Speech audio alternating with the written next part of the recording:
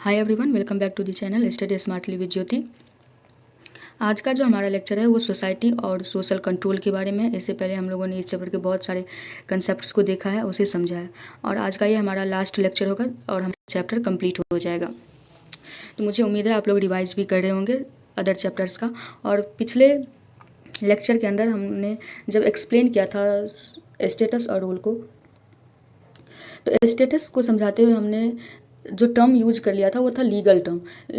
इस टर्म को लिखना नहीं है कहीं पे भी, इस टर्म को नहीं यूज करना है। ये थोड़ा सा जो है मिस्टेक हो गया था बोलने में। जो टर्म लीगल यूज हुआ है उस चीज़ को नहीं यूज करना है वहाँ पे। ये एक पोजीशन रिलेटेड पोस्ट है, वो हमारे पोस्ट से पोस्ट डिपेंडेंट होता है स्टेटस, यानी जिस पोस्ट पे हैं वो वैसा स्टेटस। यानी जैसे कि फैमिली में भी स्टेटस डिफरेंट स्टेटस हो सकते हैं डिफरेंट इंडिविजुअल के। मेरे द्वारा जो टर्म यूज हो गया था लीगल टर्म है, इस तरीके से नहीं यूज करना है उसे। आज हम देखते हैं सोसाइटी एंड सोशल कंट्रोल को। Social control is one of the most generally used concept in sociology. It refers to the various means used by a society to bring its recalcitrant or unruly members back into line. Social control जो होता है वो बहुत ही frequently used concept है society के अंदर और सोशोलॉजी के अंदर। ये यूज किया जाता है जो मेंबर है सोसाइटी के, वो जब अपने जो सोसाइटी के जो नॉर्म्स होते हैं, जो सोसाइटी के रूल्स एंड रेगुलेशन होते हैं, जब उसको फॉलो नहीं करते हैं, वो किसी और पाथ पे चले जाते हैं, वो किसी और लाइन को फॉलो करते हैं, तो उसको कम बैक करने के लिए, उसको अपने सोसाइटी के मेंबर्स अपने रूल्स रेगुलेशन को फॉलो करवाने के लिए सोसाइटी के द्वारा जो भी रूल्स रेगुलेशन जो सैंक्शंस लगाए जाते हैं, जैसे उसको कंट्रोल किया जाता है, उसे ही सोशल कंट्रोल कहते हैं। ये सोशल कंट्रोल गवर्नमेंट के द्वारा भी हो सकता है। ये सोशल कंट्रोल यानी ऑफिशियली भी हो सकता है, अनऑफिशियली भी हो सकता है। ऑफिशियली जैसे कि हम देखते हैं पुलिस फोर्सेस होते हैं जो कि हमारी सोसाइटी में क्राइम रेट्स को कम करने के लिए होती हैं, ताकि कोई जो हमारा जो सोसाइटी के अंदर जो स्टेबिलिटी है वो स्टेबिलिटी भंग ना हो। और जो लोकल लेवल पे होता है वहाँ पे भी हमें बहुत सारे जो है सो कंट्रोल्स देखने को मिलते हैं सोसाइटी के अंदर। You will recall how sociology has different perspectives and debates about the meaning of concepts. You will also recall how functionalist sociologists understood society as essentially harmonious and conflict theorists saw society as essentially unequal, unjust and exploitative.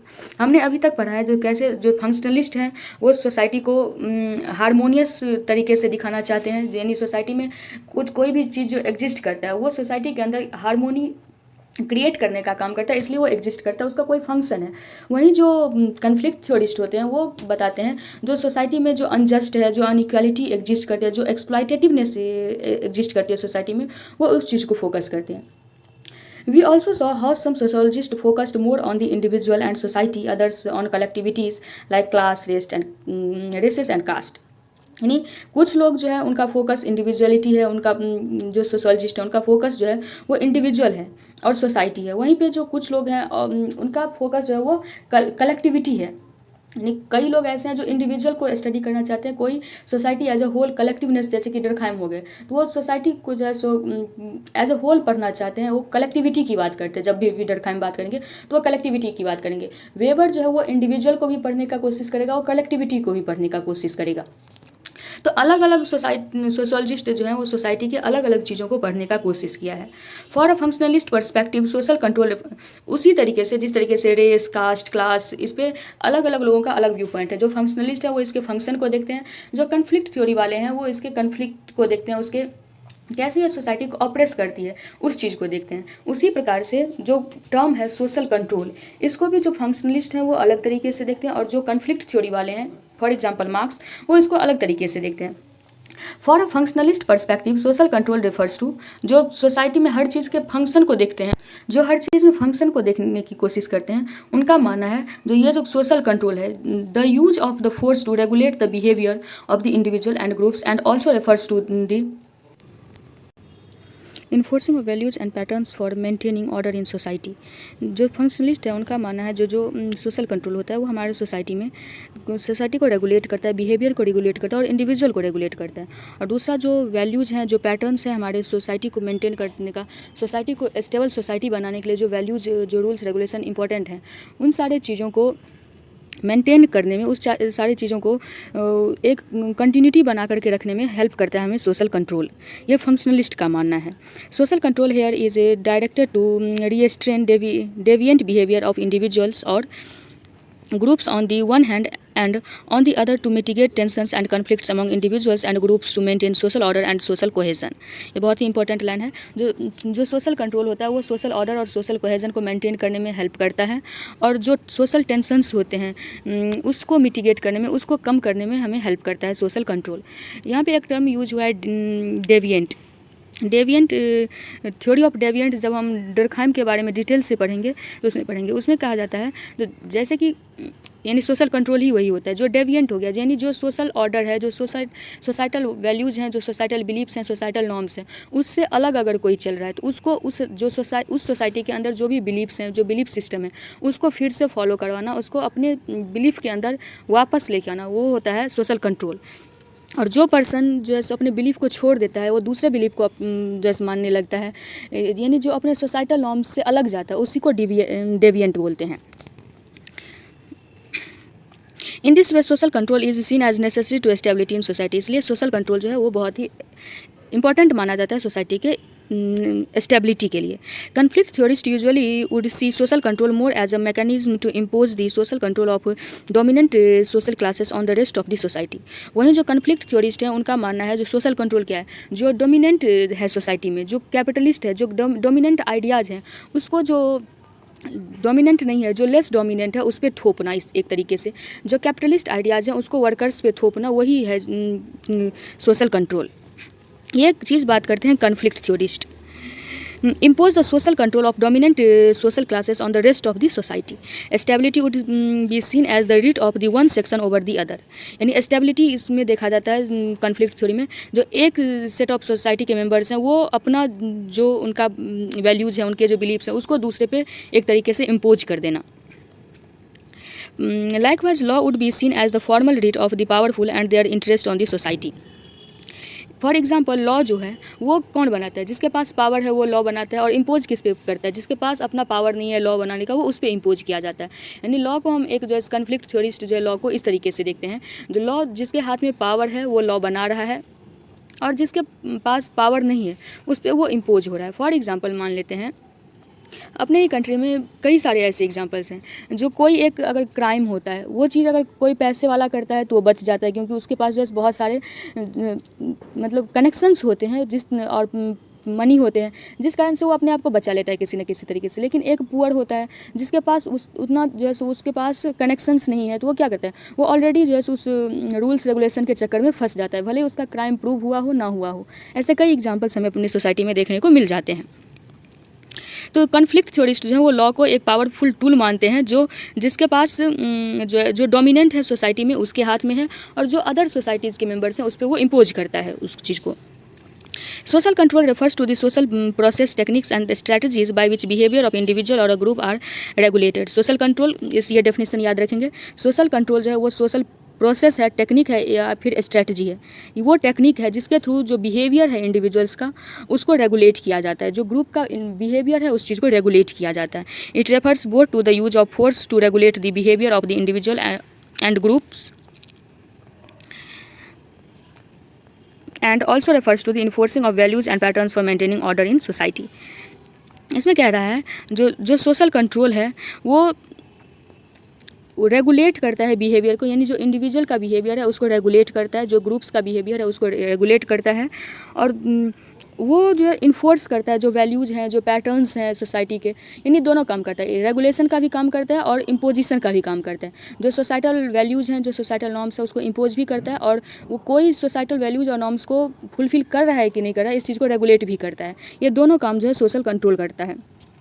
Social control में भी informal और formal, social control formal भी हो सकते हैं, informal भी हो सकते हैं। When the codified systematic and other formal mechanism of control is used, it is known as formal social control. They are agencies and mechanism of formal social control, for example law and the state. In a modern society formal mechanism and agencies of the social control are emphasised. यानी social control जो है वो दो तरीके से होता है, एक तो फॉर्मल हो गया, दूसरा इनफॉर्मल हो गया। फॉर्मली जब हम बात करते हैं लॉ की, स्टेट की, ये सारे क्या है, वो हमें किसी न किसी तरीके से कंट्रोल कर रही है। जो रूल्स रेगुलेशंस बनाए जाते हैं वो इंडिविजुअल्स को कंट्रोल करने के लिए बनाए जाते हैं। जो स्टेट का फॉर्मेशन है ये भी जो है सो, और जो डिफरेंट एजेंसीज बनाई गई हैं, जो पोस्ट्स बनाए गए हैं, वो सारे क्या करते हैं, हमारे सोसाइटी को रेगुलेट करता है किसी न किसी वे में। और एक सोशल ऑर्डर बना रहे, उस चीज़ को मेंटेन किया जा सके। तो एक एजेंसी के रूप में ये सारे जो है सो काम करते हैं ताकि हमारे सोसाइटी के अंदर स्टेबिलिटी बनी रहे। जो हमारा मॉडर्न टाइम है उसमें जो है सो जो फॉर्मल एजेंसीज होती हैं उसको ज़्यादा इम्फेसिस किया जाता है। In every society there is another type of social control that is known as informal social control. हर एक सोसाइटी में एक दूसरा सोशल कंट्रोल, एक तो फॉर्मल हो गया जैसे कि लॉ और स्टेट, दूसरा एक इनफॉर्मल सोशल कंट्रोल होता है। ये हर सोसाइटी का अपना होता है। It is personal, unofficial and uncodified. ये पर्सनल होता है, अनऑफिशियल होता है और अनकोडिफाइड होता है। जो फॉर्मल होगा वो कोडिफाइड होगा, वो रूल्स रेगुलेशंस लिखे होते हैं, लेकिन जो इनफॉर्मल होता है वो अनकोडिफाइड होता है। They include smiles, making faces, body language, Fronx, criticism, ridicule language etcetera. There can be great variation in their use within the same society. In day-to-day life, they are quite effective. और ये जो informal societies, ये जो informal social control होता है वो हमारे day to day life में जिस तरीके से, जैसे मान लेते हैं जो दो लोग बैठे हुए हैं, तो वो अगर कोई एक बड़ा बैठा हुआ है, दो पीयर ग्रुप बैठे हुए हैं, दो लोग बैठे हैं पीयर ग्रुप से, तो वो किसी तरीके से बात कर सकते हैं। लेकिन वहीं अगर एक एल्डर पर्सन बैठ गया आकर के, तो वो दोनों जो अब्यूसिव लैंग्वेज यूज़ करते हैं या किस तरीके से बॉडी लैंग्वेज रखेंगे, ये सारे जब हम कंट्रोल करके रखते हैं तो उसी को हम सोशल कंट्रोल कह सकते हैं। फॉर एग्जाम्पल, एक स्टूडेंट है, एक टीचर है। जब भी स्टूडेंट अपने अदर फ्रेंड्स के साथ होता है वो अलग तरीके से होता है, लेकिन जैसे वो अपने टीचर्स के पास जाता है वो एकदम डिसिप्लिन मैनर में हो जाता है। तो ये क्या होगा, एक तरीके से इसको भी सोशल कंट्रोल कह सकते हैं। जो एक टीचर के पास किस तरीके से हमें रहना है वो हमारा सोसाइटी उस चीज़ को कंट्रोल करता है, वो सोशल कंट्रोल का एग्जाम्पल है। वो भी जो डिसिप्लिन होता है वो भी सोशल कंट्रोल का ही एग्जाम्पल के रूप में हम देख सकते हैं। However in some cases informal methods of social control may not be adequate in enforcing conformity और obedience. There are various agencies of informal social control, example family, religion, kinship etcetera. Have you heard about honour killing? यानी बहुत सारे हमारे informal social controls के जैसे agencies हैं, जैसे कि रिलीजन हो गया। रिलीजियस जो टेक्स्ट होते हैं उसमें बहुत सारे मोरालिटी की बात होती है, हम उसको फॉलो करने की कोशिश करते हैं। या किनशिप हो गया, फैमिली हो गया। फैमिली जो है हमारे अंदर वैल्यू सिस्टम, जो जब हमारा सोशलाइजेशन करती है फैमिली, तो हमारे अंदर बहुत सारे वैल्यू सिस्टम को भी इनकलकेट करती है। ताकि तो वो वैल्यू सिस्टम जो इनकलकेट किया जाता है चिल्ड्रन के अंदर, वो क्या है, वो एक तरीके से सोशल कंट्रोल ही किया जा रहा है, ताकि वो जो बच्चा जिसका सोशलाइजेशन हो रहा है वो अपने सोसाइटी से अलग ना हो, जो सोसाइटी के norms, rules, regulation, values, believes हैं वो उसी चीज़ को फॉलो करे। अब यहाँ पे दिया है एक एग्जांपल ऑनर किलिंग का। ऑनर किलिंग क्या होता है, जब इसे हमें बेसिकली तो मैरिज में ही देखने को मिलता है ऑनर किलिंग। जो जब कोई एक कास्ट का पर्सन दूसरे कास्ट से, जो जिसमें कि उसको अलाउ नहीं है सोसाइटी के अंदर, तो अगर एक सोसाइटी जो है एक कास्ट दूसरे किसी इंटर कास्ट मैरिज कर लेता है, तो हमारे सोसाइटी के अंदर जो इस चीज़ को अगर एक्सेप्ट नहीं किया जाता है तो क्या किया जाता है, चाहे लड़की को या लड़के को, किसी को जो है सो मार दिया जाता है। ये एक होता है ऑनर किलिंग। तो ये जो ऑनर किलिंग हुआ, तो जिसने ये किया तो सोसाइटल नॉर्म्स से वो अलग चला, इसलिए उस पर्सन को हम, वो जो सोसाइटी होता है वो डेविएंट की तरह देखता है, उसको एक क्राइम की तरह देखता है और वो खुद से पनिश करना चाहता है उस सोसाइटी को। उस सोसाइटी के मेंबर्स को लगता है, जो ये हमारे ट्रेडिशनल सोसाइटीज़ में होता था, an eye for an eye and a limbs for a limbs, यानी हाथ के बदले हाथ और लिम्स के बदले लिम्स। इस तरीके के जो पनिशमेंट होते थे ये हमारे ट्रेडिशनल सोसाइटीज़ में देखने को हमें मिलता है। किसी ने चोरी किया तो हाथ से चोरी किया तो चलो हाथ को काट दो। इस तरीके के पनिशमेंट हमें, जब हम हिस्ट्री की बुक पढ़ते हैं तो हमें बहुत सारे एग्जांपल्स इस तरीके के हमें देखने को मिलते हैं। तो ये जो ऑनर किलिंग है, तो जिसने ये इंटरकास्ट मैरिज किया, अगर सोसाइटी में हमारा इस इंटरकास्ट मैरिज को एक्सेप्ट नहीं करती है, तो जिस पर्सन ने इंटरकास्ट मैरिज किया उसको उस सोसाइटी एक डेविएंट की तरह देखती है और उस पर्सन को सोसाइटी पनिश करना चाहती है। और उसी का एक एग्जाम्पल हमें ऑनर किलिंग के रूप में देखने को हमारे सोसाइटी में मिलता है, जो कि हमें बार बार न्यूज़पेपर रिपोर्ट्स में तो हमेशा देखने को मिलता ही रहता है। अब सैंक्शंस क्या होता है? A sanction is a mode of reward और punishment that reinforces socially expected forms of behaviour. जो सैंक्शंस होते हैं एक रिवॉर्ड या पनिशमेंट कह सकते हैं, जो कि रीइंफोर्स करता है जो सोशली एक्सेप्टेड चीज़ें हैं उसको रीइंफोर्स करने में लोगों के अंदर हमें मदद करती है, एज अ पनिशमेंट और एज अ रिवॉर्ड। उसे हम सैंक्शंस बोलते हैं। Social control can be positive और निगेटिव। सोशल कंट्रोल पॉजिटिव भी हो सकता है, निगेटिव भी हो सकता है। Members of societies can be rewarded for good and expected behaviour. जो गुड और एक्सपेक्टेड बिहेवियर करता है उसको रिवॉर्ड्स के देखने को मिलता है, और जो उससे अलग होकर काम करता है तो उसको पनिशमेंट के रूप में भी देखने को मिलता है। तो जो पनिशमेंट, जैसे कि ऑनर किलिंग क्या है, एक जो सोशल कंट्रोल था, जो सोशल बिहेवियर्स था, उस चीज़ को उसने फॉलो नहीं किया, तो ये एक निगेटिव सोशल कंट्रोल के रूप में हमें देखने को मिलता है honour killing. Deviance refers to mode of action which do not conform to their norms, यानी डेवियंस वो पर्सन हो गया, वो एक्शन हो गया जो हमारा सोसाइटल नॉर्म्स है उस चीज़ को कन्फर्मिटी यानी हाँ ऐसा है तो चलो ऐसा एक्सेप्ट कर लेते हैं। जब कोई पर्सन कोई इंडिविजुअल उस कन्फर्मिटी को नहीं मानता, उस चीज़ से अलग चलना चाहता है, तो वहाँ पे हमें जो है सो डेवियंस देखने को मिलता है उस सोशल नॉर्म्स से। Deviance refers to mode of action which do not conform to the norms और values held by most of the members of a group or society. What is regarded as deviant is as widely variable as the norms and values that distinguish different cultures and subcultures. अब ये deviant जो है अलग अलग society के लिए अलग अलग चीज़ें deviant हो सकते हैं। फॉर एग्जाम्पल किसी एक सोसाइटी में इंटरकास्ट मैरिज अलाउड है, तो वहाँ पे इंटरकास्ट मैरिज अगर कोई कर रहा है या सोसाइटी अगर एक्सेप्ट करिए तो उसे डेविएंट की तरह नहीं देखा जाएगा उस पर्सन को, लेकिन वहीं किसी दूसरे सोसाइटी में उसको डेविएंट की तरह जो है देखा जा सकता है। Likewise, idea of deviance are challenged and changed from one period to another. For example, a woman choosing to become an astronaut may be considered deviant at one time. यानी एक women अगर जो है सो मान के चलते हैं जो वो एस्ट्रोनॉट बनना चाहती है, तो एक समय पे उसको एक डेविएंट एक्टिविटी के रूप में देखा जाएगा। क्यों? क्योंकि सोसाइटी के जो अदर मेंबर्स हैं, जो वीमेन है सोसाइटी में, उसको सोसाइटी जो है सो एक बड़े पोस्ट पे या एस्ट्रोनॉट जैसे पोस्ट पे जो है सो एक्सेप्ट नहीं करती है। वो सोसाइटी जो है वो चाहती है वीमेन जो है वो होम मेकर बन के रहे। लेकिन अगर कोई गर्ल्स चाहती है वो एस्ट्रोनॉट बन जाए, तो वो जो सोसाइटल नॉर्म्स है उससे वो अलग चलना चाहती है, तो ये डेविएंट एक्टिविटी हो सकता है। लेकिन आज के समय में अगर कोई गर्ल्स जो है वो एस्ट्रोनॉट बनना चाहती है, तो इसको डेविएंट एक्टिविटी के रूप में नहीं देखा जाएगा हमारे सोसाइटी में। क्यों? क्योंकि अब जो है वीमेंस का वर्क करना, वीमेंस का ब्रेड अर्नर होना जो है अब एक्सेप्ट कर लिया गया है हमारे सोसाइटी में, लगभग एक्सेप्ट कर लिया गया है।